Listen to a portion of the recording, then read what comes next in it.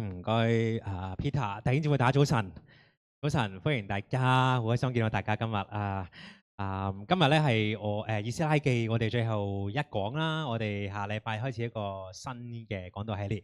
咁陣間家事分享嘅時候咧，咁主席再同大家分享一個咩嘅系列。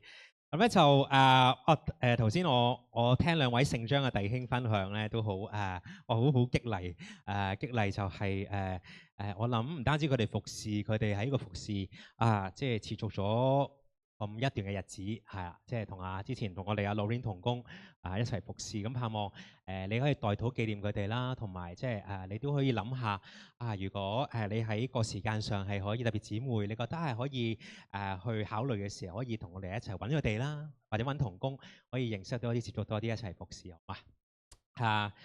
好，咁咧就大家繼續打開聖經，我哋今日第10章，咁就我哋一齊禱告，將時間交俾我哋嘅三位上帝。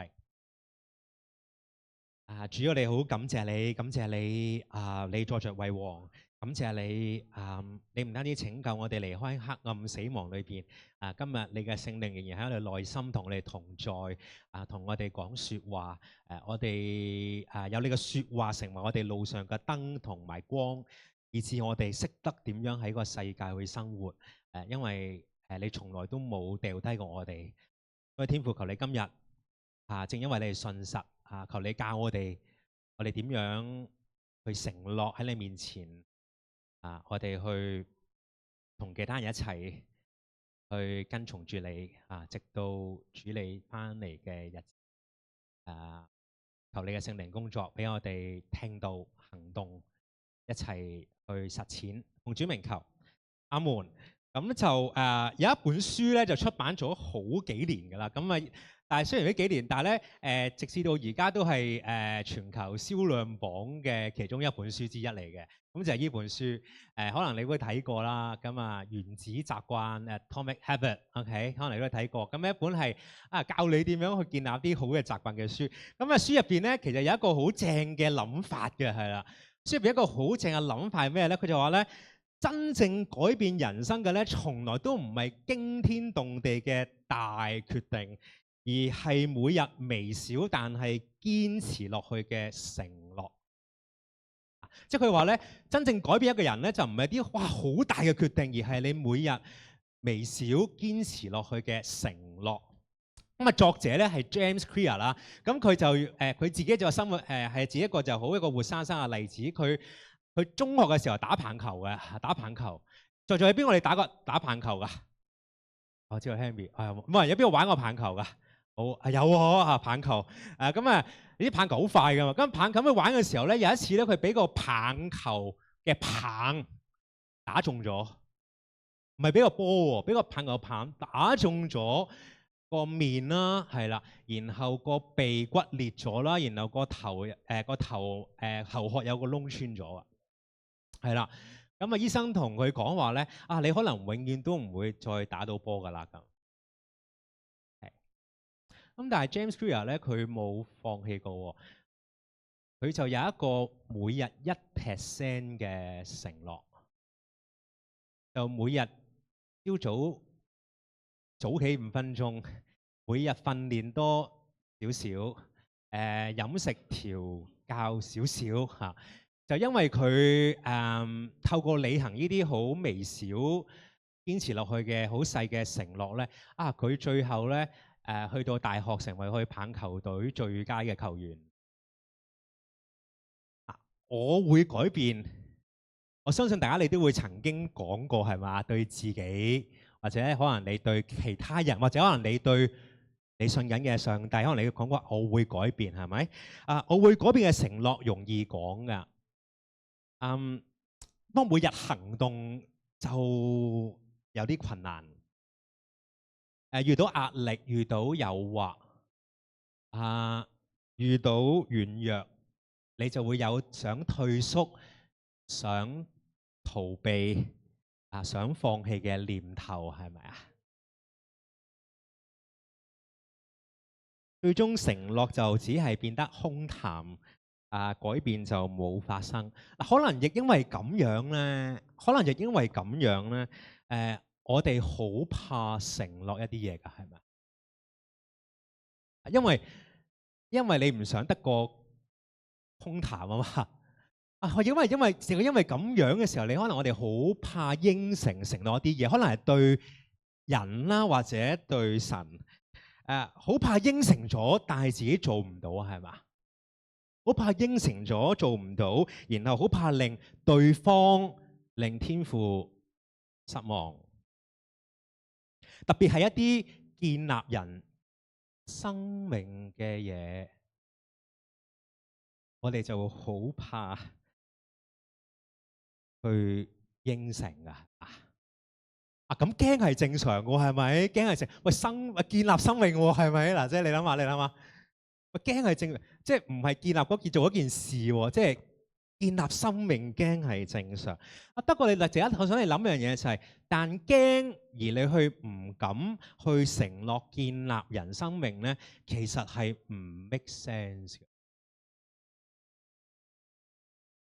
你驚好正常，但係你驚而唔敢去承諾建立你身邊嘅人嘅生命，其實係唔 make sense 嘅。你諗翻教會係主耶穌用佢嘅血，用佢條命，將你同我從黑暗死亡去救出嚟㗎嘛，係嘛？所以教會從來都係一個生命嘅群體嚟㗎嘛。教會從來都係我哋彼此去建立生命，去跟從主嘅群體嚟㗎嘛。你掌握到可？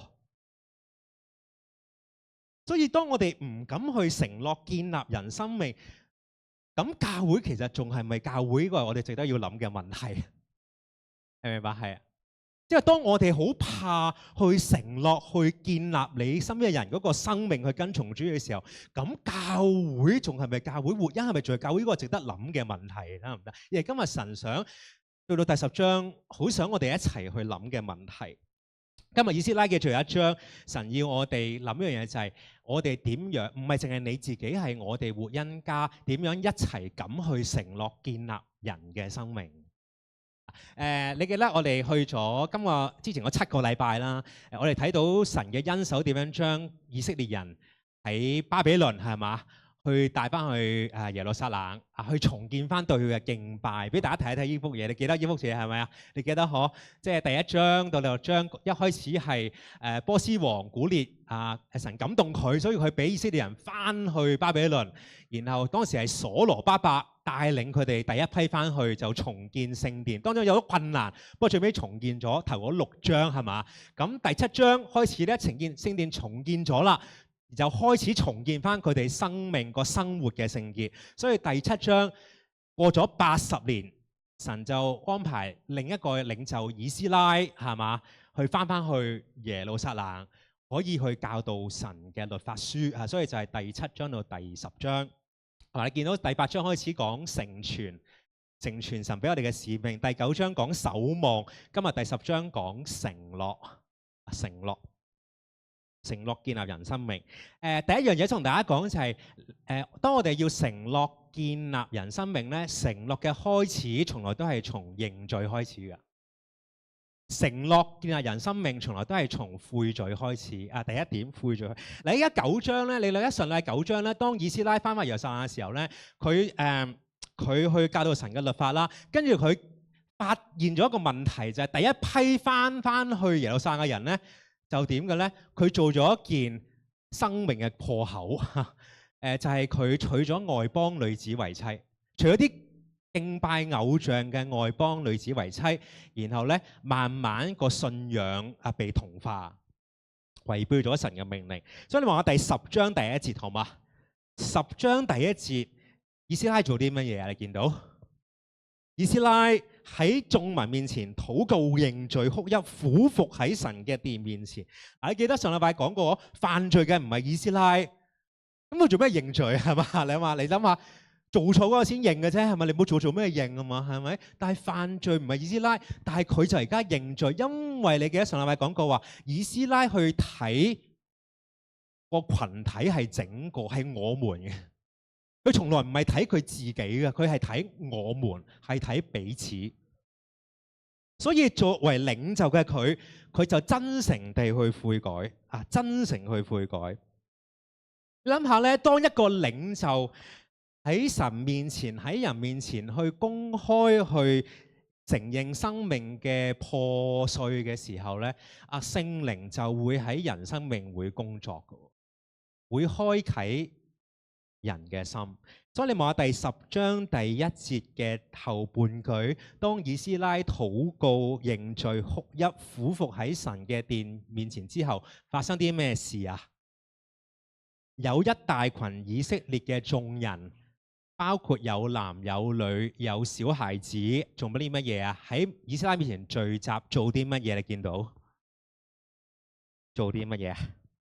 眾人都痛哭。痛哭係一個真誠認罪嘅人會流露出嘅情感嚟。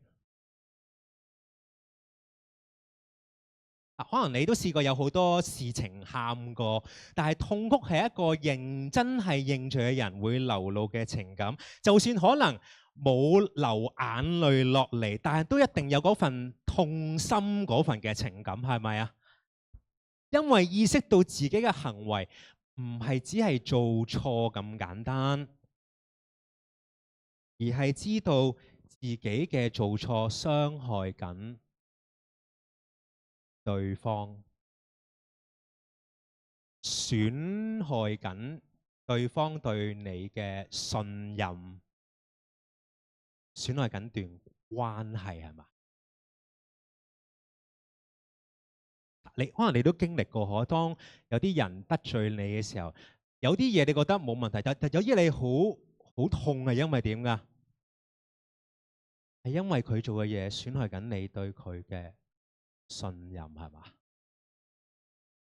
所以你見到第2節嘅時候咧，有個人出嚟嘅，嗰個人係邊個咧？係士加利。一陣間再同大家講佢係邊個。不過佢做嘢好正。士加利，佢點樣形容大家嘅罪㗎？你望下，我哋對神一齊讀嗰2個字好嗎？不忠。你諗下，通常如果你要寫不忠，通常形容啲咩㗎？通常都係婚姻關係啦，係咪？通常一不忠就係咁㗎，係嘛？係嘛？係咪？嗱，即係係嘛？但係咧，佢形容不忠喎，對神，即係話罪咧唔係做錯嘢咁簡單，而係對神不忠，而係即係話神要你唔好做嘅，你選擇做咗，或者神要你做嘅，你選擇唔去做。無論邊一個層面，你都係對神唔忠誠，損害緊神對你嘅信任嗰段關係。因為信仰從來都係講段關係㗎嘛。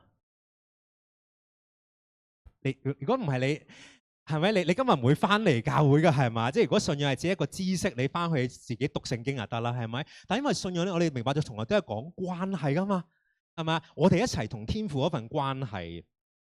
所以以斯拉嘅眼淚、百姓嘅眼淚，提醒我哋一樣嘢，就係痛哭嘅情緒係反映緊一個人佢真係明白到罪嘅嚴重性同埋破壞力，佢先會流淚痛哭。而當人為罪痛哭嘅時候咧，就先有希望㗎。你望下第2節嘅時候咧，第2節。士加利講話對以斯拉講，我哋對神不忠，娶咗啲喺呢個地方外族女子為妻。你之後講一句，一齊讀好嘛？一齊讀嚟，我哋開始。雖然一齊讀好嘛？我哋開始。雖然這樣，以色列現在還有希望。你望住頭先，佢哋喺咩嘅場景裏邊㗎？佢哋痛哭緊，喊緊。我哋對神不忠，不過佢話雖然這樣，以色列仍有希望。你知士加利係邊個啊？你望下第2節，第2節咧，佢俾啲提示俾我哋㗎。邊個係士加利啊？係以蘭嘅子孫。佢阿爸係邊個咧？耶歇。OK， 你覺得咧？哇！士加利應該係啲，如果你諗下共把炮嘅啫，係咪諗下？全部人喺個廣場，佢咁出聲話：喂，我哋對神不忠，係咪？你一諗一定係點㗎？佢一定係教會嘅領袖啦，係咪？唔係組長就一定係同工，或者係咩啊？執事啦，係咪？係咪啊？哇，咁打炮可以講嘅嘢係咪？不過你望一望嚟，其實士加尼咧係一個好普通嘅以色列百姓嚟嘅咋。你望下第26節咧，望下第26節。23到23節就係講利未人啦，係咪？25節開始係講咧，全部屬以色列嘅人啦，係咪？26節係咩啊？以蘭嘅子孫裏邊有邊個咧？有馬他尼、撒加利亞，仲有邊個啊？耶歇，士加尼嘅阿爸。嗰個名單係啲咩名單嚟㗎？有份娶外邦女子為妻嘅名單。即係咩意思啊？即係士加尼係佢個屋企係做緊啲得罪上帝嘅嘢，你見到嘛？佢係一個好普通嘅人嚟嘅，即係如果你用我哋唔成日唔想講，係用我哋普通嘅一個術語咩叫咩平信徒得唔得啊？或者你覺得喺教會點啊？係 just a small body，a small 唔係 body potato 得唔得？係啦，冇乜存在感嘅得唔得啊？喺平時，不過嗰下出嚟就點？哇！我哋對神不忠，但佢有份，佢屋企有份娶外邦女子喎。佢唔係嗰啲咧，我屋企好清白㗎，係嘛？你哋唔係佢冇咁喎。不過佢重點係講嘅嘢係咩啊？我哋對神不忠，我屋企對神不忠，我哋打團婚，不過仍有咩啊？希望。即係話，即使罪好嚴重，但係你喺神面前悔罪嘅時候，你仍有希望。呢個就係福音嗰個嘅核心。認罪從來都唔係絕望，認罪係生命得到被醫治嘅起點。認罪係能夠修補關係、修補你同神關係嘅起點。所以第一點同大家講就係悔罪往往都係承諾建立生命嘅起點嚟㗎。不過唔係終點，唔係終點，因為承諾從來都唔係口講。承諾第二點係需要有具體行動嘅。承諾係需要有具體行動嘅。你望下第3節嘅時候，當士加尼悔罪嘅時候，佢士加尼去做啲咩？佢提出具體嘅行動。佢同以斯拉講第3節，佢話：而家我哋應當同我哋嘅神立約，按着我主同那些因我們神嘅誡命而戰經嘅人所議定嘅，要照着律法而行，送走呢一批外邦嘅妻子同埋佢哋所生嘅兒女。嗱，你見到士加拿佢嘅承諾咧，要改變咧，要建立生命，佢有具體嘅行動，有2方面。第一方面就係咧，佢順服翻神嘅説話，即係佢係按照翻律法同神去講嘅嘢，而唔係按照當時自己嗰刻佢嘅想法。第二個具體行動啲咩咧？如果建立生命，就係要將翻啲錯嘅嘢行翻去啱嘅方向，所以佢就要送走嗰啲外邦妻子同埋佢哋所生嘅兒女。嗱，弟兄姊妹，你讀到呢度嘅時候咧，你第一個諗法係啲咩㗎？似乎有啲不近人情，係咪啊？嗱，如果你真係好認真讀聖經，你去呢個位嘅時候，你會諗個問題，你會問：不近人情喎，好苛刻喎，好似冇恩典喎，係嘛？所以有陣時好特別嘅，我哋讀聖經，有人嘅印象覺得舊約好嚴苛，冇恩典㗎，新約先有恩典㗎，係咪？你會諗既然佢哋都即係既然佢哋都娶咗啲敬拜偶像嘅妻子為妻，係咪？咁做咩？咁點解唔去嘗試改變佢哋，等佢哋去信靠天父咧？做乜嘢要拆散啲家庭，送走啲外邦妻兒，係咪啊？嗱，呢個係我哋讀嘅呢段經文一定你要有嘅問題。咁我哋點樣去處理呢個問題咧？梳理呢個問題咧？首先就係你要好記得翻我哋自己企喺邊而家，好記得翻而家我哋企一個咩嘅時代？我哋而家企喺咩時代啊？我哋企喺2026年嘅時代，係咪？我哋唔係企喺以斯拉嗰個主前450幾年嗰個時代，所以我哋唔能夠用我哋而家嘅想法去點樣啊？去覺得嗰件事點樣睇有冇問題？一定要用翻當時嗰個嘅背景去睇個問題，得唔得？嗱，首先記得兩樣嘢喎，你記得佢哋咪被擄巴比倫70年嘅？你記得點解佢哋被擄巴比倫70年啊？就係因為佢哋嗰代同埋佢哋嘅上一代之前娶咗敬拜偶像嘅外邦女子為妻，讓到佢哋個群體嘅信仰再忠誠，所以神就要審判佢哋，要去巴比倫70年。你記得個原因？不過70年之後，神有恩典，佢感動波斯王古列嘅心，俾佢哋翻去耶路撒冷。然後重建聖殿，重建個敬拜，所以我哋知得到翻嚟耶路撒冷嘅時候點㗎？我生活就要重新要聖潔，得唔得 ？OK， 嗱，記得咯，嗬，翻咗耶路撒冷，而家過咗80年，你見到咩事情發生啊？祭司、利未人、領袖，仲有好多百姓，而家做啲咩啊？又再娶敬拜偶像嘅外邦女子為妻，唔係少數個案喎，係整個群體重蹈覆轍，又陷在嗰個罪裏邊。所以你記得上禮拜9章14節咧，唔該 Angel，你記得以斯拉認罪嘅時候佢講啲咩㗎？9章14節佢話咧：我們豈能再次違背你嘅誡命咧？即係我哋阿爺嗰代已經嘛，因為咁樣而被擄巴比倫70年，係咪？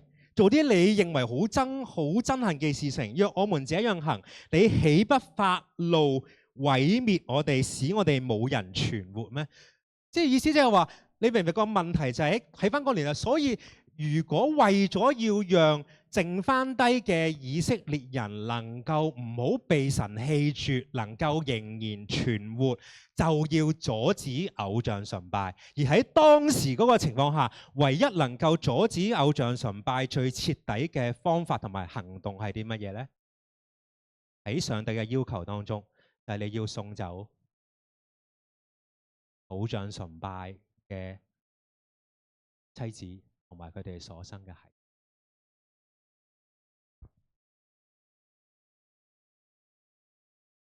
係嚴苛，不過係徹底，因為避免咗成個嘅民族被神全然嘅滅亡。咁你會諗啊？咁你第二個問題會諗啲乜嘢啊？咁神都好嚴厲嗬。不過同你講就係咧，邊個製造呢個處境嘅？以色列人自己。但係聖經有其他地方同我哋講咧，原來送走妻兒嘅行動咧，係神最唔想見到嘅喎。俾大家睇好嘛？馬拉基書都係舊約嘅，最後一個先知書馬拉基書第2章16節咁樣講嘅。佢話咧，一齊讀嚟好嘛？我哋開始。耶和華以色列的神說：我恨惡休妻嘅事。你記住唔好讀話，神恨惡休妻啫，佢就係淨係恨惡以色列裏邊休妻嘅事嘅啫，係咪？你咁讀就咁點樣理解創世記咧？係咪一夫一妻？係咪？係嘛？即係休妻從來都係神唔係最想見到嘅事情嚟㗎。不過喺嗰個嘅處境。如果以色列人真係能夠唔會被神遺棄，佢只能夠徹底去送走佢哋嘅妻兒。你見到個兩難嘛？不過唔等於今日我哋要咁樣做喎。點解咧？因為神同我哋講個説話咧嘅命令咧，喺舊約到新約咧係一個漸進性嘅。俾大家睇一睇好嘛？係咁樣嘅，即係舊約咧，神同我哋講嘅命令咧，你仲未睇得晒嘅，去到新約你先能夠好完整。所以去下一個好嘛？所以你記得咧，舊約咪同你講唔好食豬肉嘅，係嘛？係嘛？食豬肉啦，係咪？因為不潔淨啊嘛。咁而家你同我飲茶會食燒賣嘅喎，係嘛？點解啊？因為神我嚟講，去到新約點啊？再唔睇，再唔係咩唔乾淨啊，得唔得？係咩？佢話一切神所做都係好，你放心食燒賣，係咪？係咪啊？OK，咁去到下一個啦，唔該。咁去到對婚姻未信配偶嘅時候，神嘅啟示都係漸進嘅喎。喺舊約嘅時候，佢話唔得咧，你要送走偶像崇拜嘅妻兒，得唔得？因為呢個係徹底悔改嘅行動。不過去到新約哥林多前書第7章，神透過保羅同我哋講啲咩？佢話如果一個如果有弟兄有不信嘅妻子，如果妻子要想同佢一齊繼續生活，個弟兄要點樣做㗎？你唔好離棄妻子啊！你唔好送走妻子嚇。調翻轉一樣，有不信嘅丈夫係嘛？如果佢想同個妻子同住，妻子唔好送走個丈夫，得唔得嚇？好清晰，好清晰。記得但係留意咧，我哋同以色列處境方式唔同係嘛？要悔改，要有具體行動。喺當時嘅處境就係要送走妻兒，係咪？今日我哋唔係咁樣嘅方式，係啦。不過背後嘅原則係一樣，你聽住啦。背後嘅原則係一樣，就係如果你承諾建立人生命，係要有代價嘅。悔改係要有代價嘅。建立生命係需要有具體同埋徹底嘅行動，係具體同埋徹底嘅行動。可能要失去某啲嘅益處，可能要失去某啲嘅機會，甚至你會失去某啲嘅關係。第二點，承諾建立生命係需要有具體徹底嘅行動。OK， 第一點記得可悔罪係承諾建立生命嘅開始嚇。第二點，承諾建立生命係需要有具體徹底嘅行動。最後一點，承諾建立生命係需要堅決同埋持續。堅決同埋持續。你睇到咧，當時佢哋咧去認罪悔罪之後咧，同神立約之後咧，佢哋冇拖延嘅，佢哋公開立約。你望下第7節好嘛？你望下第7節。第7節佢哋發咗通告就點㗎？叫全體被擄歸嘅人3日之內要聚集喺耶路撒冷。如果唔嚟嘅就點咧？財產充公，得唔得？係啦，因為呢件事好嚴重㗎，因為你唔翻。記住當時佢哋嘅財產係點咧？應該話咧係佢哋。好多人都係，因為你諗下佢哋成個群體去巴比倫翻嚟啊嘛，好多時候都係大家一齊 share 得唔得？係互相守望。所以咧，喂，你唔肯去到神面前認罪，何來我哋能夠我們啊？得唔得啊？所以你唔嚟充公財產，然後點咧？從我哋嘅會中趕出去係嘛？你再唔屬於我哋。10章8節，你見到顯示咗承諾改變嘅嗰份決心。第9節，當時9月20日。眾人聚集喺聖殿嘅前面嘅廣場，嗰陣時做啲咩？嗰陣時發生咩事㗎？9月9月20日10章9節，當時落大雨係嘛？冇得避，企喺度淋雨，然後一齊認罪。第10章第10節然後以斯拉同我哋講：你哋不忠係嘛？我哋一齊認罪。佢哋嘅心好堅定嘅喎，但係當時有個實際嘅困難，咩困難咧？落大雨同埋咧。犯罪嘅人好多，即係你明嘛？1、2日搞唔掂啊，以斯拉，因為咧得罪上嘅人真係好多，條龍好長啊，搞唔掂。於是佢哋冇推卸責任，佢哋有組織咁處理，繼續進行。去到第14節，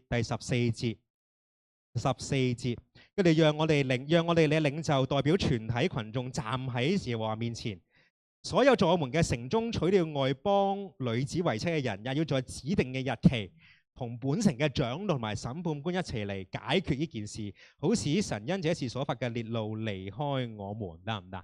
最後佢用咗3個月嘅時間去處理晒所有嘅事情，然後列出嗰份名單，係啊，邊啲人係要送走佢哋嘅外邦妻兒嘅名單，係公開嘅。你見到係點㗎？係作出承諾改變咧，係需要堅持啦，係公開承認啦，係唔隱藏啦，具體行動啦，係唔妥協啦，然後持續去順服。持續嘅順服。向神承諾建立人生命，唔係一時間嗰份嘅衝動，而係持續嘅順服。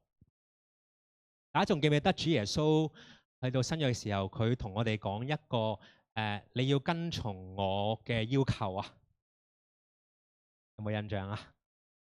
俾大家睇一睇好嘛？路加福音當時耶穌咁樣講，佢話：你跟從我嘅要求係啲咩？佢話：若有人要跟從我，就要愛我勝過愛佢嘅父母、妻子、兒女、弟兄姊妹，甚至自己嘅生命，否則就不能做我嘅門徒。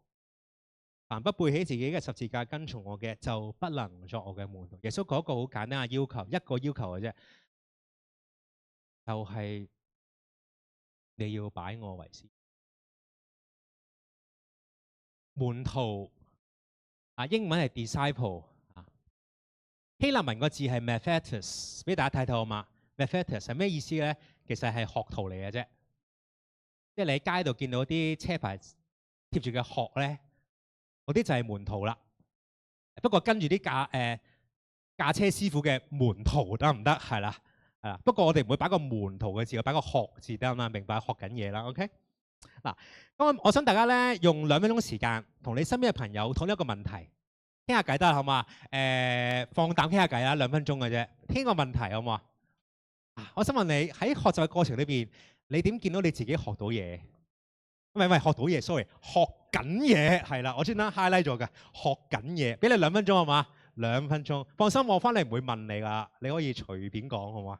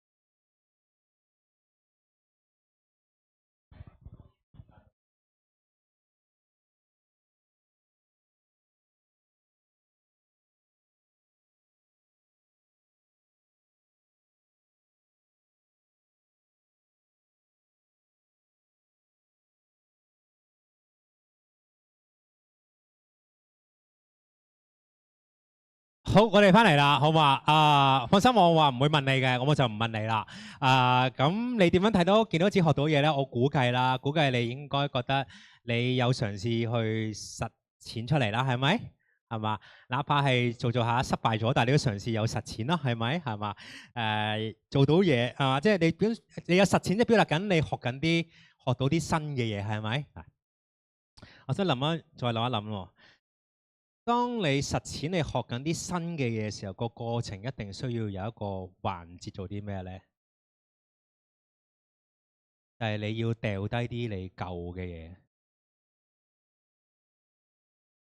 有人笑嗬，係嘛？估到講啲咩？係啊，就係講嗰樣嘢咯。你 learn 嘢啊嘛 ，learn 就一定要咩㗎 ？unlearn。你可能唔係即時嘅 unlearn，不過你過程一定要有 unlearn。你都唔 unlearn 啲舊有嘅嘢，你點能夠學 learn 啲新嘅嘢啊，大佬？係咪啊？作主嘅門徒跟從主耶穌學嘢，你係需要 unlearn。呢個就係聖經講嘅悔改、改變，就係 unlearn 啫嘛。不過用個字好似好沉重，係悔改。不過你要跟耶穌學嘢，你係耶穌嘅門徒，你跟佢學嘢，學完啲新嘅嘢，你點能夠唔 unlearn，然後先能夠展示嗰啲新嘅嘢啊？而個過程 unlearn 唔係一次性噶嘛，係咩噶？係咩啊？堅決持續順服嘛。我想同大家咧分享我啱啱對上個星期日咧，我有兩個嘅經歷，都係喺對上個星期日發生。大家千祈唔好估係邊個，好冇？冇意思嘅，估係邊個冇意思嘅。你進入嗰個經歷就得㗎啦。上禮拜 church lunch 嘅時候咧，咁就有一個嘅弟兄姊妹咧，就帶住佢嘅孩子嚟揾我，佢就話：你咧要嚟同阿 Alan 叔叔道歉啊！跟住咁嗰個小朋友就哎呀，你喺媽媽後邊啦。跟住我話道歉咩事咁大鑊啊？道歉咁唔肯。跟住我話嗱，咁唔緊要唔緊要，你過嚟喺我耳邊同我講，你做咗啲咩先？OK，咁我就踎低，咁佢嚟我耳邊同我講：Alan 叔叔啊，我頭先咧話花咗個地氈啊！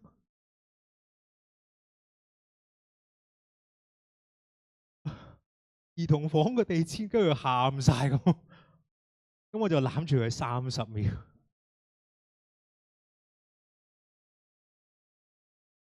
跟住等佢平靜咗一陣嘅時候，我同佢講話：教會唔係 Alan 叔叔，教會係咧我同你都有份嘅，所以我哋一齊要好好保護個屋企嘅，係啦。不過我欣賞你去認。嗰刻我感動我嘅觸動我係咧，我同一個人流淚攬住認錯。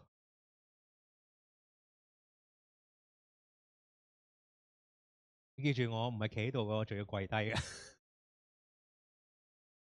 好感動。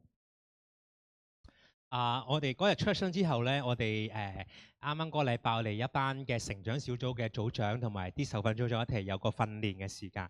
咁嗰日咧，我哋就做一啲特別嘅嘢，係啦。做啲咩咧？就每個人嚟之前咧，一定要咧，我哋有大約11個人啦，就要每人對每個人咧寫一個強，你覺得佢嘅個強同埋弱得唔得？強或弱？咁有人寫俾我俾大家睇啊，係嘛？係啊。大家唔使估字跡啊，得唔好估字跡啊，係啊，唔好估字跡，可唔可以得唔得？係啦，咁我俾大家睇，因為要真實啲啊嘛，係咪？咁啲強咧，因為同埋你自己去寫自己啊 ，OK。咁啲強咧，我都好認同嘅。佢話好幾個話，哇 Alan 好中意挑戰自己啦，係咪？哇有視野啦，有承擔啦，好 passion 啦，係咪？哇好正啊嚇！咁引導啦，跟住。因為睇佢個弱啦，我最奇怪係咧，呢個咧話我冇記性喎。跟住咧，因為有得問問題嘅，即係我可以問翻點解你寫冇記性？佢話：Alan你真係冇乜記性啊！係啊咁。跟住我話：唉，唔關我事。呢個係年長嘅年紀漸高嘅問題嚟㗎啦，開始已經冇記性。咁仲有寫其他嘢啦。咁有人寫我完美主義傾向啦，唔容易放過自己啦，係啦。咁有人話好少聽到 Alan 分享屬靈嘅掙扎啦。有人話咧，有兩個話 Alan 你表達唔夠溫柔啦，係啊。有人話咧你好苛刻啦咁啊。咁我問佢點解你覺得我好苛刻？佢話其實咧唔係，我喺度講話當我明白到你背後嘅原因嘅時候，我就唔覺得你苛刻嚇。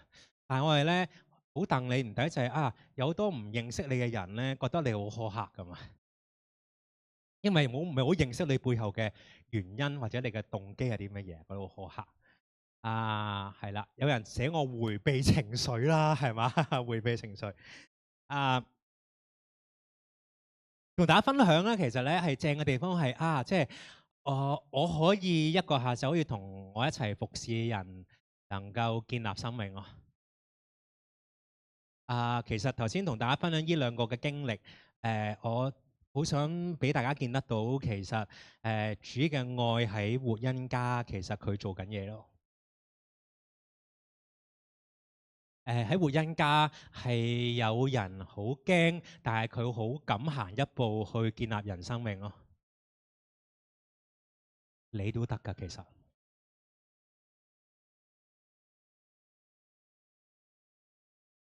有人係做緊㗎，係驚㗎，不過係咁做緊，你都得㗎。1%佢開始就得㗎啦。我1%對你嚟講，可能你係早嚟教會5分鐘同人吹下水，係咪？或者完咗崇拜，你遲走5分鐘又同人吹下水，甚至遲走50分鐘同人食下飯。嗱，可能係咁樣，係咪？或者食飯對你嚟講比較困難嘅，可能留多一陣傾下偈，係咪？或者嗰可能嗰1%對你嚟講係點咧？你今晚去紀念一個弟兄姊妹喺你禱告上邊，係咪？或者嗰1%係點嘅咧？可能係呢個禮拜你立定心志去想踏一步去小組，係咪？每個人嘅1%都可以都唔同，但係我想鼓勵你就係主嘅愛係會激勵到我哋一齊可以做得到。弟兄姊妹，一開始講過，如果活恩我哋唔能夠咁去承諾建立你身邊嘅人嘅生命，其實活恩唔係教會咯，係驚㗎，係驚㗎。你要打開生命，我係驚啊！但係當你咁行過1%嘅時候，而對方又行1%嘅時候，你就會見到一個好唔同、好美麗嘅圖畫。一齊禱告我哋，主耶穌，我哋好多謝你，多謝你咧，我哋都係喺你面前對你好不忠嘅人，哪怕昔日未信你嘅時候對你不忠，哪怕今日我哋信咗天父你嘅時候，我哋都做好多對你不忠嘅事情。身邊有個唔知，我哋自己知，天父你知，但係天父你就係咁愛我哋。耶穌你就用你嘅寶血，你條命去救贖我哋，一次過救贖我哋，讓我哋經歷你嗰份愛，嗰份嘅實在，嗰份嘅醫治。所以天父求你嘅聖靈喺我哋在座每位弟兄姊妹嘅內心工作。我哋真係驚噶，但係俾我哋唔敢，俾我哋有勇氣，我哋行過1%。我哋今日喺神你嘅面前，喺弟兄姊妹面前承諾，我哋一齊彼此建立我哋大家嘅生命，一齊認罪禱告，我哋一齊有具體嘅行動，一齊堅持去持續去跟從你。呢個就係天父你好想見到活恩家係咁樣嘅一個生命嘅群體。多謝你天父，奉主名求，阿門。好，我哋一齊唱回應詩，交俾 Eric 同埋 Henry。